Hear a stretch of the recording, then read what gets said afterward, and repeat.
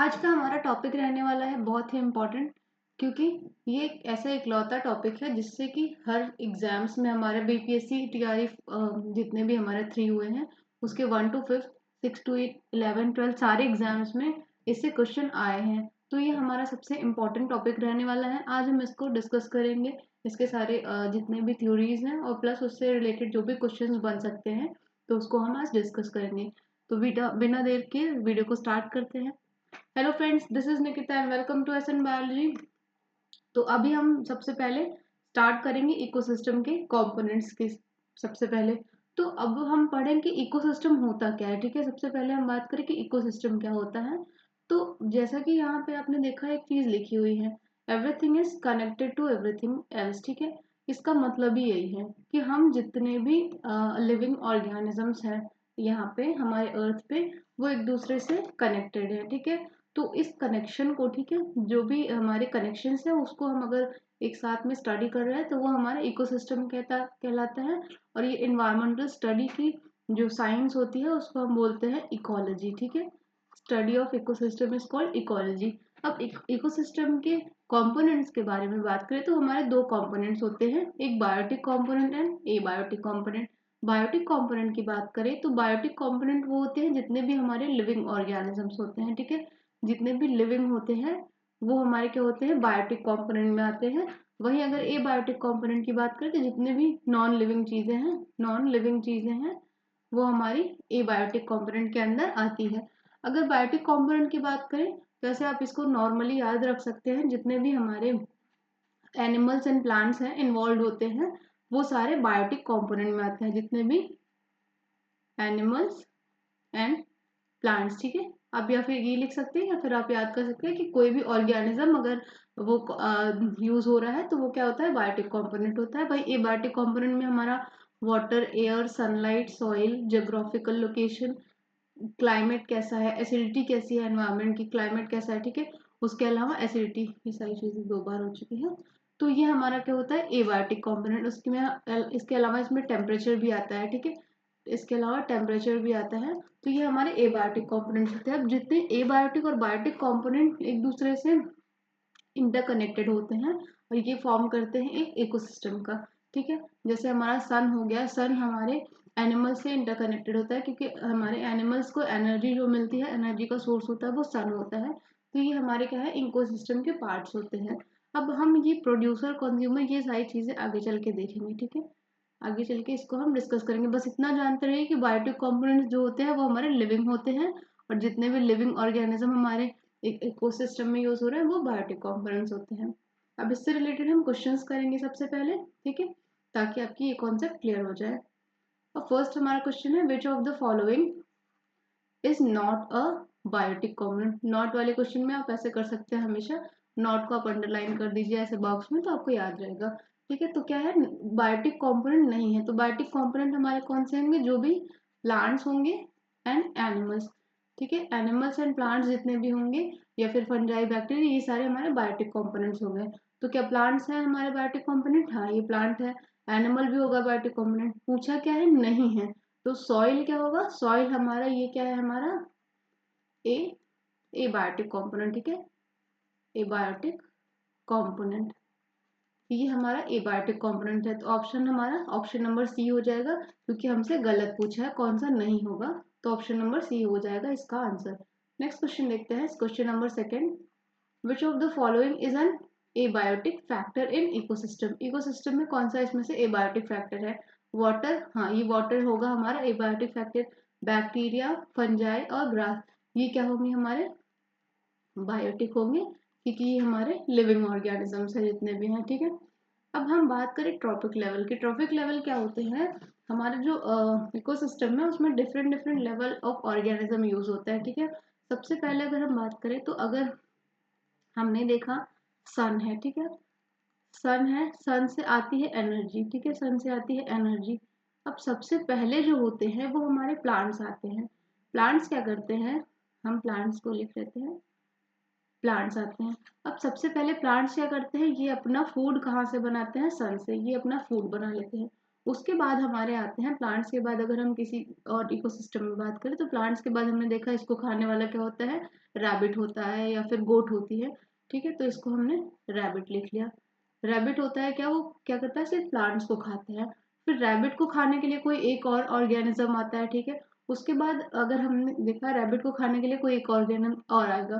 फिर लास्ट में हमारा आ जाता है क्या कहते हैं, डिकम्पोजर। तो ये हमारे ट्रॉपिक लेवल्स होते हैं। अगर टॉपिक लेवल्स की बात करें तो different types of topic levels हैं, उनको हम एक एक करके पढ़ लेंगे, फिर इस क्वेश्चन पे हम आप लेंगे। ठीक है, ट्रॉपिक लेवल्स की बात करें तो सबसे पहले हमारे क्या होते हैं, प्रोड्यूसर्स होते हैं। प्रोड्यूसर्स क्या होते हैं, जिनसे जो मेन हमारे एनर्जी सोर्स होते हैं। प्रोड्यूसर्स डायरेक्टली सन से एनर्जी एक्वायर करते हैं। उसके बाद हमारे होते हैं कंज्यूमर्स। कंज्यूमर्स होते हैं। ठीक है, उसके बाद हमारे होते हैं डीकम्पोजर्स। डीकम्पोजर्स, अब डीकम्पोजर्स, प्रोड्यूसर और कंज्यूमर, ये तीन मेन ट्रॉपिक लेवल्स होते हैं। ठीक है, तीन मेन ट्रॉपिक लेवल्स होते हैं।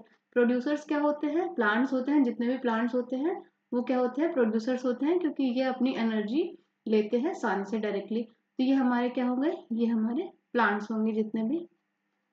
ठीक है, ये हमारे प्लांट्स हो गए। अब कंज्यूमर की बात करें तो यहाँ पे अगर हम इसको लिखो, कंज्यूमर्स की बात करें तो कंज्यूमर्स हमारे डिफरेंट हो सकते हैं। सबसे पहले हमारे होंगे प्राइमरी कंज्यूमर। प्राइमरी कंज्यूमर, अब प्राइमरी कंज्यूमर कौन होगा, प्राइमरी कंज्यूमर डायरेक्टली हमारे प्लांट्स होंगे, जो प्लांट्स को खाने वाले होते हैं, जैसे कि हमारे हर्बीवोर्स। ठीक है, प्राइमरी कंज्यूमर्स हमारे हर्बीवोर्स होंगे, जो सिर्फ डायरेक्टली प्लांट्स पे डिपेंड करते हैं अपने एनर्जी के लिए। ठीक है, अपने फूड के लिए। उसके अलावा हमारा होगा सेकेंडरी कंज्यूमर। सेकेंडरी कंज्यूमर्स, ठीक है, सेकेंडरी कंज्यूमर्स कौन से होंगे, ये हमारे कौन से होंगे, जो प्राइमरी कंज्यूमर्स में डिपेंड करेंगे। ठीक है, उसके बाद हमारे हो गए, उसके अलावा हो गए हमारे टर्शियरी या फिर 3 डिग्री कंज्यूमर। कंज्यूमर्स, ठीक है, ये हमारे क्या होंगे, ये हमारे कार्निवोर्स होंगे। उसके अलावा सेकेंडरी कंज्यूमर्स की बात करें तो ये हमारे ओमनिवोर्स हो सकते हैं। अब ओमनिवोर्स क्या है, ओमनिवोर्स वो होते हैं जो प्लांट्स और एनिमल्स दोनों पे फीड करते हैं। ठीक है, कार्निवोर्स क्या होते हैं, जिनको सिर्फ मीट वाली चीजें खाते हैं, जो सिर्फ एनिमल्स पे फीड करते हैं, वो हमारे कार्निवोर्स कहलाते हैं। तो हमारा क्वेश्चन क्या है, which of the following is a primary consumer. Primary consumer क्या होते हैं, हर्बीवोर्स होते हैं, जो प्लांट पे फीड करते हैं। तो हर्बीवोर्स कौन से होते हैं हमारे, लायन नहीं, ये हमारा है top consumer. Top consumer, top consumer या फिर इसको 3 डिग्री कंज्यूमर बोलेंगे। रैबिट, ये हमारा क्या है, हर्बीवोर्स है, हर्बीवोर्स। ठीक है, ग्रास, ये हमारा क्या है, प्रोड्यूसर है, प्रोड्यूसर। उसके अलावा फंजाई, ये हमारा क्या है, डीकम्पोजर, ये हमारा लास्ट में होता है। अब डीकम्पोजर्स क्या होते हैं, डेड एंड डिकेइंग मैटर पे रिलाई करते हैं, खाते पीते हैं उनको। ठीक है, अब यहाँ पे मान लीजिए जैसे हमने लिख लिया प्रोड्यूसर, देन उसके बाद कंज्यूमर, ये 1 degree primary consumer, secondary consumer, then tertiary consumer. ठीक है, उसके अलावा यहाँ पे अगर लिखेंगे तो डीकम्पोजर्स। तो ऐसे हमारे ट्रॉपिक लेवल्स होते हैं। नेक्स्ट क्वेश्चन देखते हैं इसी से related. In the forest ecosystem the lion is an example of. Lion क्या होता है, किस चीज का एग्जाम्पल है, तो वो क्या होता है, हमारा कार्निवोर होता है। कार्निवोर, हर्बीवोर क्या होते हैं, प्लांट्स पे जो डिपेंड करते हैं। ठीक है, जो प्लांट्स पे फीड करते हैं वो हमारे हर्बीवोर्स होते हैं। ओमनिवोर्स जो प्लांट्स प्लस एनिमल्स दोनों को खाते हैं। ठीक है, जैसे हमारे ह्यूमन बींग्स हो गए, ह्यूमन बींग्स प्लांट्स भी खा रहे हैं, एनिमल्स को भी खा रहे हैं। डिकम्पोजर्स की बात करें तो ये क्या करते हैं, ये डिपेंड करते हैं डेड एंड डिकेइंग मैटर्स पे। ये डेड एंड डिकेइंग मैटर्स पे अपने भोजन के लिए डिपेंड करते हैं, अपने फूड के लिए डिपेंड करते हैं। ये इनका एग्जाम्पल अगर बात करें तो हमारे बैक्टीरिया एंड फंजाई, ये हमारे क्या होते हैं, डिकम्पोजर्स होते हैं। ठीक है, नेक्स्ट क्वेश्चन देखते हैं। Which of the following organisms are decomposers, ये क्वेश्चन आ गया। तो डीकम्पोजर्स कितने होंगे, हमारे फंजाई होंगे। टाइगर्स ये नहीं होगा, ईगल्स ये सारे हमारे नहीं होंगे, ये हमारा प्रोड्यूसर है और ये हमारे कंज्यूमर्स है। ठीक है, तो ये हमारा मशरूम का स्ट्रक्चर है। अगर फंजाई ना देके वो कभी भी मशरूम भी दे सकता है, अगर बहुत ज्यादा ही क्वेश्चन को हार्ड बनाने की कोशिश हो, या फिर मशरूम या फिर कोई भी कोई भी फंजाई का नाम दे सकता है, मशरूम, ठीक है। और ये हमारा बैक्टीरिया का स्ट्रक्चर है, बैक्टीरिया, ठीक है। नेक्स्ट क्वेश्चन देखते हैं। अब एनर्जी फ्लो आ जाता है हमारा। अब नेक्स्ट कॉन्सेप्ट है हमारा एनर्जी फ्लो। हमने देखा सन जो सबसे पहले एनर्जी का सोर्स होता है, सन क्या होता है, वो मेन सोर्स होता है, मेन सोर्स ऑफ एनर्जी। जितनी भी हमको एनर्जी मिल रही है वो कहाँ से मिल रही है, सन से मिल रही है, जिसको हम सोलर एनर्जी बोलते हैं, सोलर एनर्जी बोलते हैं इसको। सोलर एनर्जी हमको सन से मिल रही है। अब सन से क्या होता है, प्लांट्स को मिलती है एनर्जी, ठीक है। सन से एनर्जी कौन लेता है, अगर हम बात करें एनर्जी की, तो प्लांट्स लेते हैं, ठीक है। उसके बाद प्लांट से एनर्जी कौन लेता है, उनसे हमारे कंज्यूमर्स लेते हैं, ठीक है। कंज्यूमर्स में अलग अलग कोई भी हो सकता है। उसके बाद हमारा कौन लेता है, डीकम्पोजर्स, ठीक है। अब डीकम्पोजर्स के बाद क्या होता है, ये जो भी डीकम्पोजर्स क्या करते हैं, जितने भी हमारे ऑर्गेनिक मैटर्स होते हैं उनको इनऑर्गेनिक फॉर्म में सॉइल में छोड़ देते हैं, ठीक है। तो उसके बाद अगेन फिर ये क्या से वापस आ जाता है, ये प्लांट्स में आ जाता है। तो ये एक साइकिल ऐसा चलता रहता है। तो ये हमारा एनर्जी फ्लो का साइकिल है। अब एनर्जी फ्लो की बात करें तो हर टॉपिक लेवल में 10% ही एनर्जी ट्रांसफर होती है, जिसको हम लिंडमैन रूल बोलते हैं। जैसे कि अगर मान लीजिए हमने सन से एनर्जी ली, तो सन के पास अगर 100 एनर्जी है, तो हमारे पास सिर्फ उसका 10% ही आएगा, ठीक है। 10 ऐसा, जैसे जैसे ट्रॉपिक लेवल बढ़ता जाएगा वैसे वैसे एनर्जी कम होती जाएगी। तो सबसे अगर क्वेश्चन पूछ लिया कभी कि सबसे लोएस्ट एनर्जी कौन से ट्रॉपिक लेवल में मिलती है, तो जितना टॉप टॉप का ट्रॉपिक लेवल होगा उतनी ही कम एनर्जी मिलेगी, ठीक है, उतनी ही कम एनर्जी मिलेगी। डीकम्पोजर्स को सबसे कम एनर्जी मिलेगी। अगर उससे कम की बात करें तो हमारे जो कार्निवोर्स होते हैं, जितने भी कार्निवोर्स होते हैं उनको सबसे कम एनर्जी मिलती है। और सबसे ज़्यादा एनर्जी हमको किससे मिलती है, वो मिलती है हमको प्लांट से, क्योंकि प्लांट्स डायरेक्टली सन से कनेक्टेड है, वो सन से एनर्जी डायरेक्टली यूज कर रहा है, ठीक है। तो हमारा क्वेश्चन क्या है, in an ecosystem the flow of energy is. अब हाँ, एक बात बताइए, एनर्जी का फ्लो कैसा है, यूनिडायरेक्शनल है कि बाई डायरेक्शनल है। तो हमारा फ्लो ऑफ एनर्जी कैसा होता है, यूनिडायरेक्शनल होता है, ठीक है। नेक्स्ट क्वेश्चन देखते हैं।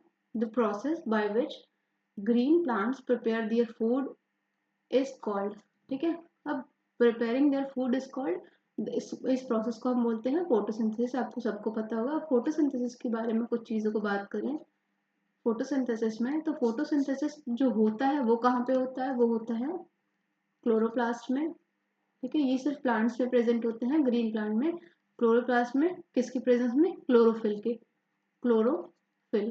की प्रेजेंस में होता है फोटोसिंथेसिस। इसमें क्या होता है, केमिकल एनर्जी, इसमें सोलर एनर्जी को क्या कर दिया जाता है, सोलर एनर्जी को कन्वर्ट किया जाता है केमिकल एनर्जी में, केमिकल एनर्जी में इसमें कन्वर्ट कर दिया जाता है केमिकल एनर्जी में, ऐसे समझिए। अब होता क्या है, यहाँ से सन से एनर्जी लिया और एटमॉस्फेयर में प्रेजेंट होता है कार्बन डाइऑक्साइड, ठीक है। एटमॉस्फेयर में प्रेजेंट होता है हमारे कार्बन डाइऑक्साइड, जो कि प्लांट्स अब्जॉर्ब करते हैं, फिर अपने रूट से वाटर लेते हैं और फिर क्या करते हैं, CO2 प्लस H2O ऐसा करके क्लोरोफिल के प्रेजेंस में बनाते हैं अपना फूड, जो कि है ग्लूकोज, C6H12O6, ये हमारा ग्लूकोज। उसके अलावा वो ये रिलीज करते हैं ऑक्सीजन, ठीक है, ये ऑक्सीजन रिलीज करते हैं। ये ऑक्सीजन हमारे लिए बहुत इंपॉर्टेंट होता है, जो कि हमको प्लांट से मिलता है, ठीक है। नेक्स्ट क्वेश्चन देखते हैं। नेक्स्ट हमारा जो टॉपिक है वो बहुत ज़्यादा इम्पोर्टेंट है, क्योंकि इससे ना जनरल साइंस वाले भी पेपर में और हमारे मेन एग्जाम में अगर 6 to 8 का कोई है तो उसके लिए भी ये इम्पोर्टेंट है, क्योंकि ग्लोबल वार्मिंग और ये एसिड रेन और ग्रीन हाउस इफेक्ट, इससे क्वेश्चंस हर बार ही आते हैं। तो इसको हमको अच्छे से समझ लेना चाहिए कि ग्लोबल वार्मिंग और ग्रीन हाउस इफेक्ट क्या है। तो ग्लोबल वार्मिंग को समझने से पहले सबसे पहले हम देखेंगे ग्रीन हाउस इफेक्ट क्या है, ठीक है। अब ग्रीन हाउस इफेक्ट की बात करें तो ग्रीन हाउस इफेक्ट क्या है, ग्रीन हाउस इफेक्ट में क्या होता है, इसमें टेम्परेचर इंक्रीज किया जाता है। मान लीजिए हमारे एटमॉस्फेयर में कुछ गैसेस हैं, ठीक है। हमारे एटमॉस्फेयर में कुछ गैसेस हैं जो हमारे एटमॉस्फेयर का टेम्परेचर मेंटेन करके रखती हैं, ठीक है, उनको वार्म करके रखती है, ठीक है। टेम्परेचर मेंटेन करके रखती है, अर्थ को वार्म करके रखती है। ये कौन करता है, एटमॉस्फेयर में कुछ गैसेस होती है जिनको हम क्या बोलते हैं, green house gases, green house gases. अगर ये गैसेस की बात करें तो कौन से गैसेस है? कार्बन डाइऑक्साइड, मीथेन, इसका क्या नाम है? मीथेन। ये कौन है? ये हमारा नाइट्रस ऑक्साइड, नाइट्रस ऑक्साइड। उसके अलावा ये कार्बन डाइऑक्साइड, कार्बन डाइऑक्साइड। जो हमारा मेन है ग्रीन हाउस इफेक्ट के लिए वो हमारा कार्बन डाइऑक्साइड गैस है, ये प्राइमरी होता है, ठीक है। अब ये सारे जो गैसेस होते हैं ये क्या करते हैं? एनर्जी, टेम्परेचर जो भी सन से आता है उसको ये ट्रैप कर लेते हैं और ये वापस नहीं जाने देते हैं एटमॉस्फेयर से बाहर। तो ये हमारे एनवायरनमेंट को, हमारी पृथ्वी को, हमारे अर्थ को क्या करते हैं? वार्म रखने में हेल्प करते हैं। अगर ये हमारे ग्रीन हाउस गैसेस नहीं होती ना, तो एक ऐसा पॉइंट है, विदाउट ग्रीन हाउस गैसेस, अगर ये हमारे ग्रीन हाउस गैसेस नहीं होती तो जो एटमॉस्फेरिक टेम्परेचर है वो कितना होता? वो अप्रॉक्स -18 डिग्री सेंटीग्रेड से 15 डिग्री सेंटीग्रेड तक ही होता, जो कि बहुत ही ज़रूरी नहीं है, मतलब अच्छा नहीं है हमारे जितने भी लिविंग ऑर्गेनिजम्स हैं उनको रहने के लिए। तो ग्रीन हाउस इफेक्ट हमारे जो एनवायरनमेंट है उसके लिए एक नेचुरल फिनोमिना है, ठीक है, नेचुरल फिनोमिना है। और वहीं अगर हम बात करें ग्लोबल वार्मिंग की, तो ग्लोबल वार्मिंग क्या है? ये हमारा मैन मेड प्रोसेस है या फिर ह्यूमन ह्यूमन मेड प्रोसेस है। ह्यूमन मेड प्रोसेस कैसे है? ग्लोबल वार्मिंग में क्या होता है? ग्लोबल वार्मिंग में जो हमारे ग्रीन हाउस गैसेस होती हैं, जो हमारी ग्रीन हाउस गैसेस होती हैं, CO2, H N2O and CH4, ये methane, carbon dioxide, nitrous oxide and methane, इनका जो अमाउंट होता है वो बहुत ज़्यादा बढ़ जाता है, जिसकी वजह से जो टेम्परेचर होता है, टेम्परेचर कुछ ज़्यादा ही इंक्रीज होता ही जाता है और टेम्परेचर कम नहीं हो पाता है, जिसकी वजह से जितने हमारे ग्लेशियर्स है वो पिघल रहे हैं, सी लेवल बढ़ रहा है। तो नॉर्मली हमारी एनवायरनमेंट के लिए बहुत ही ज़्यादा हानिकारक है, वो हमारे लिए हार्मफुल है, ठीक है। तो ये ग्लोबल वार्मिंग ये प्रोसेस है जिसमें ग्रीन हाउस गैसेस बहुत ज़्यादा बढ़ जाती है, तो हमारे जो यहाँ का अर्थ का टेम्परेचर है वो बहुत ही इंक्रीज होता ही जाता है, वो नॉर्मल नहीं हो पाता है, ठीक है। तो ये हमारे हो गए ग्लोबल वार्मिंग। अगर इफेक्ट्स की बात करें ग्लोबल वार्मिंग के, उसको हटा देते हैं। अगर हम इफेक्ट्स की बात करें कि क्या क्या इफेक्ट्स हमारे एनवायरनमेंट पे हो रहा है ग्लोबल वार्मिंग से, तो ग्लोबल वार्मिंग मेनली क्या करता है?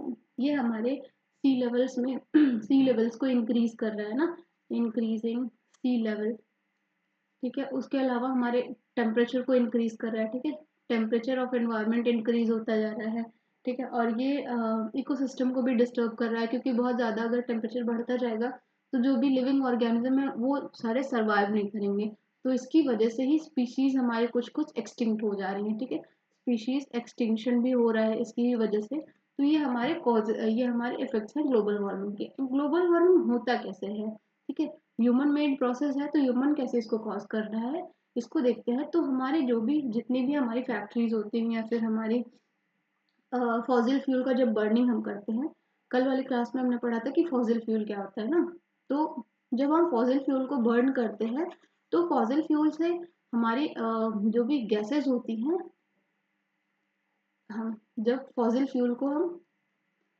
फॉसिल फ्यूल्स को हम बर्न कर रहे हैं तो ये हमारे CO2, मेथेन और जितने भी हमारे ग्रीन हाउस गैसेस हैं उनको इंक्रीज कर रहे हैं, जिसकी वजह से ये प्रोसेस हमारा ग्रीन हाउस इफेक्ट वाला बहुत ज़्यादा हो जा रहा है और ग्लोबल वार्मिंग कॉज कर रहा है। तो ये सारी चीज़ें हैं। इसके अलावा ग्लोबल वार्मिंग होने के एक और रीज़न है। अगर रीज़न की बात कर रहे हैं कैसे कैसे हो रहा है, तो डिफॉरेस्टेशन एक मेजर कॉज है, ठीक है। मेजर कॉज डिफॉरेस्टेशन क्या है?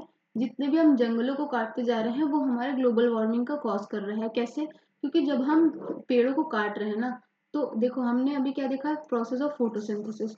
फोटोसिंथेसिस में हमने क्या देखा, CO2 का यूज कर लिया जाता है, जिसकी वजह से ग्लोबल वार्मिंग नहीं होती, ठीक है। जितने भी हमारे फॉरेस्ट या फिर प्लांट्स हैं, प्लांट्स क्या करते हैं, ये CO2 को यूज कर लेते हैं, जिसकी वजह से हमारे CO2 का अमाउंट बहुत ज़्यादा बढ़ता नहीं। जब हम डिफॉरेस्टेशन करते जाते हैं, हमारे प्लांट्स को कट करते जाते हैं, जितने भी फॉरेस्ट को कट कर रहे हैं, तो उसकी वजह से क्या हो रहा है, ये CO2 का अमाउंट इंक्रीज होता जा रहा है। तो जो वो कॉज करता है ग्लोबल वार्मिंग। आई होप आपको ग्लोबल वार्मिंग और ग्रीन हाउस इफेक्ट समझ में आ गया होगा। अब हम अपने क्वेश्चन पे आ जाते हैं। तो हमारा क्वेश्चन क्या है, which of the following is an green house gas, ठीक है। तो हमारा इनमें से क्या है, कौन सा इनमें से ग्रीन हाउस गैस है? ऑक्सीजन नहीं, ऑक्सीजन नहीं है, मीथेन CH4। हाँ, ऑप्शन नंबर बी करेक्ट हो जाएगा। नेक्स्ट क्वेश्चन है इसी टॉपिक से related. Which gas is primarily responsible for global warming? हमने क्या क्या गैसेस पढ़ी? कार्बन डाइऑक्साइड, नाइट्रस ऑक्साइड और मीथेन। इसके अलावा वाटर वेपर भी होता है, वाटर वेपर। ये सारे हमारे ग्रीन हाउस गैसेज हैं। तो इनमें से प्राइमरी कौन होता है? ठीक है, प्राइमरी कॉज क्या है? तो वो कौन है हमारा? Carbon dioxide. कार्बन डाइऑक्साइड ये क्या कॉज करता है? ये मेनली कॉज करता है ग्लोबल वार्मिंग। ग्लोबल वार्मिंग को कॉज करने के लिए जो प्राइमरी गैस है वो हमारा CO2 होता है। तो इसका आंसर नंबर सी करेक्ट हो जाएगा। अब नेक्स्ट हमारा टॉपिक है डिफॉरेस्टेशन। डिफॉरेस्टेशन। अगर आपको वीडियो अच्छी लगी है तो प्लीज़ वीडियो को लाइक ज़रूर करिएगा। डिफॉरेस्टेशन क्या है? हम जितने भी जंगलों को काटते जा रहे हैं, ठीक है, हम प्लांट्स को कट करते जा रहे हैं, तो वो ऐसे बंजर ज़मीन बनती जा रही है। अब डिफॉरेस्टेशन तो आपने समझ लिया कि होता क्या है, हम प्लांट्स को कट कर दे रहे हैं तो वो डिफॉरेस्टेशन। अब इसका इम्पैक्ट क्या है हमारे ह्यूमन बॉडी पे? ठीक है, इम्पैक्ट क्या है हमारे एनवायरनमेंट पे? तो हमने देखा कि ये यहाँ पे जितने भी प्लांट्स लगे होते हैं तो ये क्या करते हैं, सॉइल को होल्ड करके रखते हैं। ठीक है, सॉइल को होल्ड करके रखते हैं। जबकि अगर डिफॉरेस्टेशन होता जाता है तो डिफॉरेस्टेशन की वजह से क्या होता है, जो सॉइल का इरोजन होने लगता है। ठीक है, सॉइल इरोजन होने लगता है। सॉइल जो होती है वो बहुत लूज हो जाती है। ऐसे मान लीजिए, समझिए प्लांट लगा है तो ये क्या करता है, सॉइल को होल्ड करके रखता है। अगर ये हट जाता है तो जब भी वाटर आता है तो वाटर से जो हमारे सॉइल होते हैं वो फ्लश आउट हो जाते हैं, वो वॉश आउट हो जाते हैं। ठीक है, उसके अलावा ये लैंडस्लाइड्स कॉज करता है। ठीक है, increase chance of landslide. Landslide जब भी भूकंप होता है तो उसमें भी ये मतलब इंक्रीज हो रहा है, क्योंकि हमारे फॉरेस्ट जो होते हैं वो सारी चीज़ों को, हमारे सॉइल को बैलेंस करके रखते हैं। उसके अलावा ये हमारी सॉइल की फर्टिलिटी को भी डिक्रीज कर रहा है। ठीक है, ये हमारी फर्टिलिटी को सॉइल की डिक्रीज कर रहा है। Decrease fertility of soil. Fertility of soil कैसी हो जाती है, डिक्रीज हो जा रही है, किसकी वजह से? डिफॉरेस्टेशन। तो डिफॉरेस्टेशन के ये हमारे मेजर इम्पैक्ट्स हैं। अब डिफॉरेस्टेशन की वजह से मेन क्या होता है, कार्बन डाइऑक्साइड का अमाउंट जो होता है वो इंक्रीज होता जाता है, जो कॉज करता है ग्लोबल वार्मिंग। ठीक है, ये चीज भी हमने पढ़ ली है। तो अब हम अपने क्वेश्चन पे आ जाते हैं। Deforestation result in which of the following? Decrease in biodiversity. हाँ, ये तो होगा, प्लांट्स को हटा रहे हैं तो प्लांट से रिलेटेड जितने भी इकोसिस्टम है वो सारे डिस्टर्ब हो जाएंगे। तो ये ऑप्शन सही है। सॉइल इरोजन, हाँ ये भी सही होगा। ग्लोबल वार्मिंग कॉज होता है, ठीक है, ये भी सही होगा। तो हमारा आंसर नंबर डी सही हो जाएगा, क्योंकि ये सारे आंसर ही सही हैं। नेक्स्ट हमारा असर्शन रीजन क्वेश्चन है कुछ। ठीक है, नेक्स्ट क्वेश्चन क्या है? Photosynthesis is an essential for life on earth. ठीक है, तो ये क्या सही है? हाँ, ये चीज सही है, क्योंकि अगर फोटोसिंथेसिस नहीं होगा तो हमारे पास ऑक्सीजन नहीं होगा, और बिना ऑक्सीजन के हम जी नहीं सकते हैं। ठीक है, it convert solar energy into chemical energy. हाँ, ये करता है, प्रोवाइडिंग फूड एंड ऑक्सीजन। तो ये इसका क्या हो जाएगा, both A and R are true and R is the correct explanation of A. ठीक है, next question, cutting down forest मतलब इसका मतलब क्या है? Deforestation. Deforestation, cutting down forest मतलब पेड़ों को कट करना, is called deforestation. Increase the level of carbon dioxide in environment. हाँ, कार्बन डाइऑक्साइड को बढ़ा देता है। उसका रीजन क्या दिया है? Forest act as carbon sink. हाँ, ये भी सही है। And absorb CO2 during photosynthesis. ये दोनों ऑप्शन सही हैं। तो इसका ऑप्शन नंबर फर्स्ट सही हो जाएगा। Both A and R are true and R is the correct explanation of A. Next question देखते हैं, बस 2-3 क्वेश्चन और हैं। नेक्स्ट क्वेश्चन क्या है? Decomposers are important for environment. ठीक है, डिकम्पोजर्स हमारे एनवायरमेंट के लिए इंपॉर्टेंट होते हैं, ये सही चीज़ है। Decomposers convert complex organic material into simple organic substances enriching the soil. अब डिकम्पोजर्स की बात करें, जितने भी हमारे फंजाई हैं या फिर बैक्टीरिया हैं, तो ये क्या करते हैं? डेड एंड डिकेइंग मैटर पे, डेड वाले मैटर पे फीड करते हैं। अब ये क्या करते हैं, जितने भी डेड मैटर्स होते हैं उनमें ये कुछ एंजाइम्स रिलीज करते हैं, और एंजाइम्स ये कॉम्प्लेक्स फॉर्म को इनऑर्गेनिक फॉर्म में सिंपल कन्वर्ट कर देता है। तो इसका ऑप्शन नंबर ए हो जाएगा, क्योंकि both A and R true and R is the correct explanation of A. Next question है हमारा, global warming is primarily caused by an increase in oxygen concentration. क्या इससे होता है? नहीं। किसका कॉन्सेंट्रेशन इंक्रीज होता है, CO2 का कॉन्सेंट्रेशन इंक्रीज होता है। रीजन क्या दिया है, CO2 trap the heat in the earth's atmosphere, सही चीज है, causing rise in global temperature, ठीक है। इसमें क्या है, असर्शन फॉल्स है जबकि रीजन ट्रू है, ठीक है। तो A and R are true ये नहीं होगा, A and R are true ये भी नहीं होगा, A is true but R is false ये भी नहीं होगा, but A is false but R is true, it is correct, D option इसका करेक्ट हो जाएगा। ये हमारा लास्ट क्वेश्चन है। Herbivores are secondary consumers in the food chain. Herbivores क्या होते हैं, प्राइमरी कंज्यूमर्स, हमने देखा था प्रोड्यूसर्स होते हैं, प्रोड्यूसर्स ये हमारे क्या होते हैं, प्लांट्स होते हैं। उसके बाद हमारे क्या होते हैं, हर्बीवोर्स होते हैं, हर्बीवोर्स होते हैं, ये हमारे क्या होते हैं, प्राइमरी कंज्यूमर्स होते हैं। तो इसमें क्या दिया है, सेकेंडरी कंज्यूमर, तो ये सही नहीं होगा, ए तो गलत हो गया। Herbivores directly feed on plants, ये सही है, ठीक है। तो इसका भी ऑप्शन नंबर डी करेक्ट हो जाएगा। आई होप ये आपको वीडियो अच्छी लगी हो, और ये सारे जितने भी हमने डिस्कस किए हैं वो सारे टॉपिक्स आपके एग्जाम के लिए बहुत ही इंपॉर्टेंट है। तो आप इसको एक बार ही दोबारा चेक कर लीजिएगा, दोबारा इसको देख लीजिएगा। अगर वीडियो अच्छी लगी तो प्लीज़ आप कमेंट करके ज़रूर बताइएगा, और चैनल को सब्सक्राइब ज़रूर करें ताकि आने वाले हमारे जितने भी वीडियोस हैं उनकी नोटिफिकेशन आपको मिल जाए। उसके लिए आप चैनल को बेल आइकन को प्रेस करिएगा, वीडियो को लाइक करिएगा, अपने शेयर करिएगा अपने दोस्तों के साथ। Thank you so much for watching.